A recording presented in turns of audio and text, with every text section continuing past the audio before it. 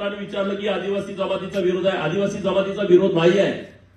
या राज्यामध्ये 47 जमाती आदिवासी ज्या आहेत त्यापैकी 12 जमाती या आरक्षणाचा लाभ घेतात आणि राहिलेल्या जमातीला आरक्षण मिळत नाही.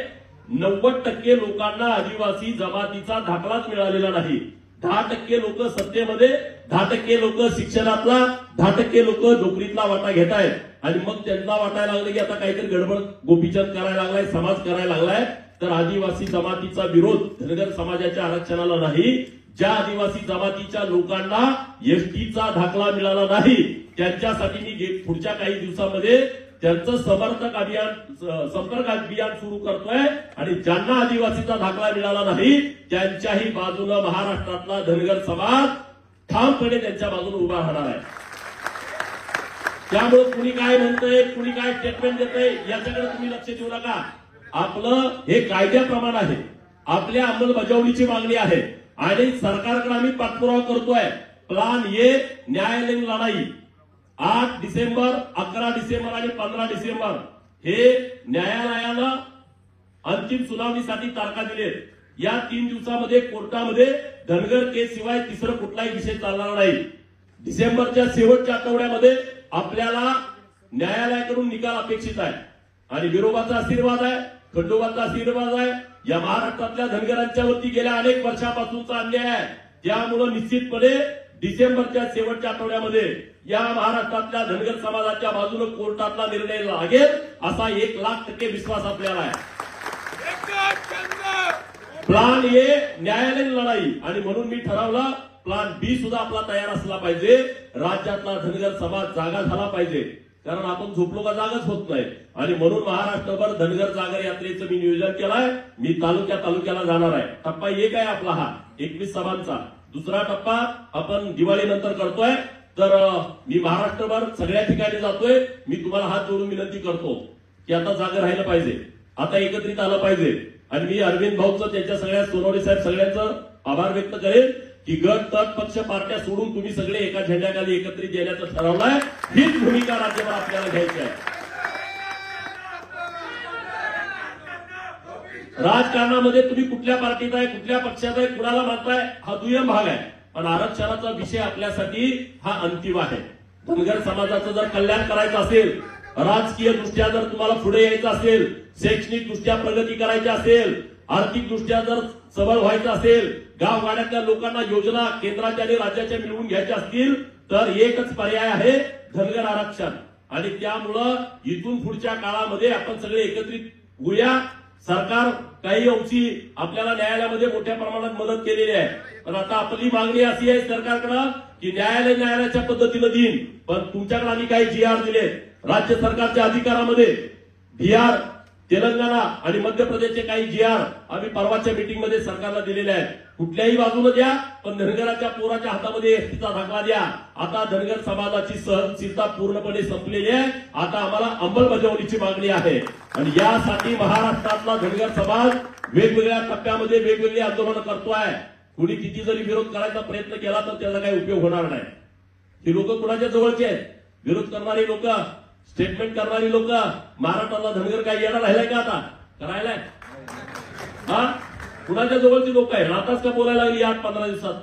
त्यांच्या लक्षात आलेलं आहे की आता धनगर समाजाला आरक्षणापासून वंचित ठेवता येणार नाही. हे आता सगळं मुद्द्यावरती चाललंय. आम्ही पहिला आपलं एकत्र यायचो, घोषणा द्यायचो, मोर्चा करायचो, त्याला 4 शिव्या त्याला 4 शिव्या देऊन घरी जायचो. मूळ मुद्द्यावरती आम्ही येत नव्हतो. आता समाजातली मुलं, समाजातले अधिकारी, समाजातली तज्ञ लोक पूर्णपणे हुशार झालेले आहेत. आणि त्यामुळं आता आरक्षणापासून आता धनगरांना बाजूला ठेवता येणारच नाही. कुणी किती जरी आडवा आला तर त्यांना तुडवून जायची आमची सगळ्यांची तयारी आहे का नाही? आहे की नाही? आणि त्यामुळं आता तुम्ही सगळे जागे राहावा. जळगाव जिल्ह्यातल्या प्रत्येक गावागावात जावा. आजचा कार्यक्रम संपला आणि तुमची जबाबदारी संपली असं होत नाही. वाड्या वस्त्या पिंजून काढा. मी जेवढं शक्य आहे तेवढं मी समाजासाठी करायला तयार आहे. जिथं जिथं मला जाता येईल तिथं तिथं जायला तयार आहे. पण तुम्ही गाव खेड्यामध्ये, पाड्यामध्ये, वस्तीमध्ये गेलं पाहिजे.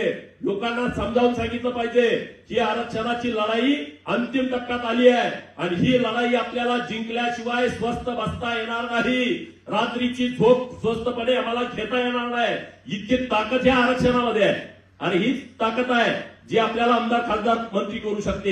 हीच ताकद आहे की जो राजकारणातला तुमचा टक्का तुम्हाला लोकसंख्येप्रमाणे मिळवून देऊ शकते. आणि त्यामध्ये आदिवासी जमातीला माझा आव्हान आहे, हे लोकसंख्येप्रमाणे आरक्षण आहे. ज्यांची संख्या मोजली जाते या देशामध्ये दोनच वर्गाची, एक एससी दुसरे एसटी. यांची लोकसंख्या दर 10 वर्षानं मोजली जाते आणि जाहीर केली जाते. आणि या जाहीर केलेल्या लोकसंख्येवरती राजकीय, शैक्षणिक आणि नोकरीचं आरक्षण मिळतं. त्यामुळे धनगरांना आरक्षणाची अंमलबजावणी झाल्यानंतर महाराष्ट्रातल्या धनगरांची संख्या मोजली जाईल आणि ती संख्या एसटी मध्ये ऍड होईल. कुणावरती अन्याय होण्याचं वातावरण केलं जातंय, ह्याच्यावर अन्याय होईल त्याच्यावर अन्याय होईल, काही होणार नाही. लोकसंख्येप्रमाणे आरक्षण मिळेल आणि राहिलेल्या ज्या आदिवासी 33 अन्यायग्रस्त जमाती आहेत, ज्या जमातींना आरक्षण मिळालं नाही, मी सरकारला आवाहन करतो इथून की महाराष्ट्राच्या जात पडताळणी समितीकडून तुम्ही सगळी माहिती मागवा. 2 दिवसाच्या आतमध्ये माहिती मागवा. तुम्हाला माहिती लगेच 2 दिवसात मिळते की या महाराष्ट्रामध्ये आदिवासी जमाती ज्या 47 आहेत पैकी 45 जमाती या महाराष्ट्रामध्ये अस्तित्वात आहेत. त्यापैकी 33 जमातीवरती अन्याय होतो. 33 जमातीतल्या एकाही माणसाला तुम्ही या अनुसूचित जमातीचा दाखला दिला नाही, त्याला जात पडताळणी दिली नाही. मग हे किती लोकांना तुम्ही आतापर्यंत सर्टिफिकेट दिलाय? महाराष्ट्रातल्या सगळ्या जात पडताळणी समितीच्या माध्यमातून महाराष्ट्र सरकारनं माहिती मागून घ्यावी की किती सर्टिफिकेट एसटीची आजपर्यंत तुम्ही या महाराष्ट्रातल्या लोकांना दिली आहेत. 1,05,00,000 आदिवासींची संख्या 2011च्या जनगणनेत आहे आणि मी दाव्यानं सांगतो 5 लाखाच्या वर एसटीचे दाखले आदिवासी जमातीला दिले गेले नाहीत. किती? 5 लाखाच्या वर. 1,05,00,000 कुठं आणि 5 लाख आदिवासींची संख्या कुठं? म्हणजे कोण कुणावरती अन्याय करताय? की 10% लोक जी आमदार खासदारकीवरती बसलेत, ठाण मांडून बसलेत. 1,05,00,000 लोकांच्या लोकसंख्येवरती तुम्ही आमदारकी घेता, तुम्ही खासदारकी घेता आणि त्याच लोकांच्या वरती त्या मंत्रालयात बसून अन्याय करता. हे खपवून घेतलं जाणार नाही. गोपीचंद पडळकर आणि महाराष्ट्रातला धनगर समाज या 33 आदिवासी अन्यायग्रस्त जमातीच्या बरोबर आहे. त्यांच्या बरोबर आम्ही आहोत. त्यांना सुद्धा आम्ही आरक्षण मिळवून देऊ आणि आमचंही आरक्षण मिळवून घेऊ. या 33 आदिवासी जमातीचा धनगर आरक्षणाला पाठिंबा आहे मित्रांनो.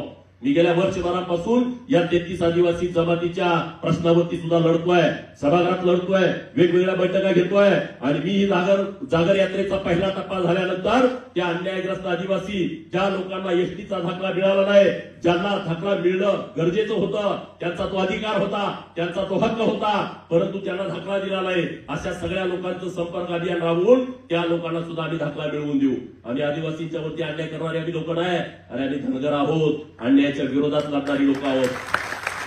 आमची भावना नाही कोणावरती अन्याय करायची. अरे एका गरीब मागासवर्गीय मुलीवरती अन्याय करणारा नराधम जेव्हा पुढे आला तेव्हा मेंढ्या राखणारा बापू बिरू हातात कुऱ्हाड घेऊन पुढे आला. काय त्याच्यावरती अन्याय झाला नव्हता? बापू बिरूवरती गावात एका गरीबावरती अन्याय झाला म्हणून बापू बिरूने हातामध्ये कुऱ्हाड घेतली. त्याच कुऱ्हाडीची जागा परत बंदुकीने घेतली.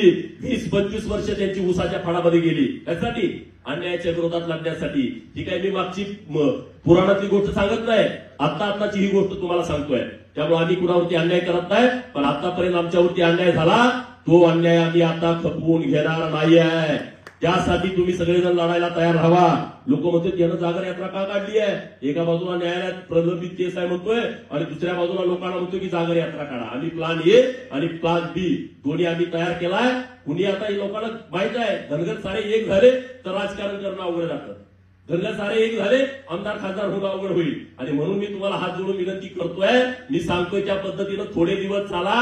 एक दिवस महाराष्ट्रातली तुम्ही राजकारणी जमात म्हणून तुम्ही पुढे याल. इतकी ताकद तुमच्यामध्ये आहे, इतकी शक्ती तुमच्यामध्ये आहे, इतकी पॉवर तुमच्यामध्ये आहे. अरे 1990 ला एसटी मिळाला असतं तर आज आम्हाला धनगर समाजाची जागर यात्रा काढायची गरज पडली नसते. का तुम्ही एसटीच्या बदल्यात जे संविधानिक नाही, जे कायद्यात नाही ते तुम्ही एनटीचं आरक्षण आम्हाला दिला. त्या एनटीनं आम्हाला काय मिळाला? अरे 5 पकवानाचं ताट तुम्ही पुढे ठेवलाय आणि आमचे हात बांधून ठेवले. आमची संख्या किती आहे? आम्हाला आरक्षण किती मिळत आहे? आमचे अधिकारी किती झाले? आमचे नोकरीमध्ये किती आम्हाला आरक्षण मिळाला? आमचे आमदार खासदार कुठे आहेत? आम्हाला जे अपेक्षित होतं राजकीय आरक्षण आम्हाला सगळ्यात महत्वाचं आहे, ते आरक्षण आम्हाला मिळालं का? तुम्ही आम्हाला दिलं नाही आणि आज तुम्ही वेगवेगळ्या पद्धतीनं आदिवासी बांधवांना पुढे करून चितवताय. 90% लोक ज्या आदिवासींना सर्टिफिकेट मिळाला नाही त्या आदिवासींच्या मध्ये पवारांच्या नेतृत्वातले काही आदिवासी फॉलोअर्स संभ्रम निर्माण करण्याचा प्रयत्न करतायत. पण मी त्या सगळ्यांना सांगतो, आम्ही तुम्हा सगळ्यांना आता पुरून उरणार आहोत. एवढंच या निमित्तानं बोलतो. 22 तारखेला आपला दसरा मेळावा आरेवाडीला.